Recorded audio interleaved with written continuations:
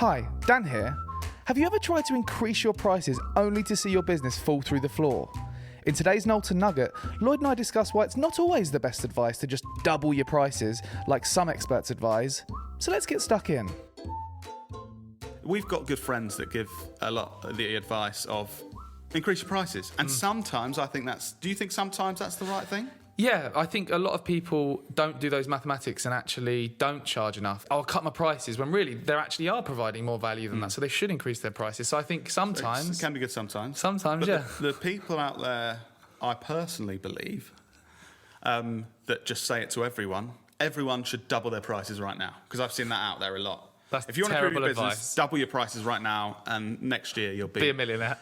The problem with that is a lot of people aren't doing a good enough job to justify doubling the prices, so they'll lose all their customers in the next 2 months, and then they'll lose their business, and then they'll lose their house, and then they'll be sad. Yeah. I think a much better focus than double your prices is improve what you're focus on time improving what you're doing, so you have the opportunity to increase your prices. Yeah. And I don't think we've ever done this, but I read something that I thought was quite a good way of doing this over time. It said something like they had a 50% conversion rate. So if they were pitching for work or whatever, they'd get around 50%. Yeah. And they used to just increase their prices by like 5% until their conversion rate went under 50%. And then they'd be like, oh, okay, clearly the market's telling me that I'm not that good yet.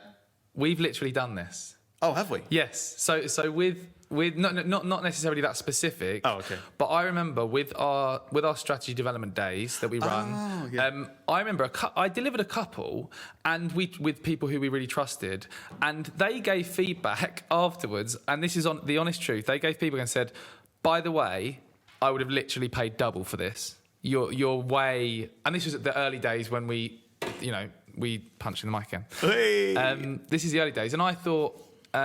Oh, really? That's so. What we started to do was, we didn't double the prices, but increase the prices a bit, and then conversion rate didn't drop, and we've since kept going up and up and up until it gets to a point when you do start to realise. What's quite frustrating is that shows we were really undercharging for quite a while. So there you have it, the most practical way to increase your prices without losing customers. To hear the full episode, jump back to Business Anchors podcast number 51, and we'll see you next week for another Knowlton Nugget.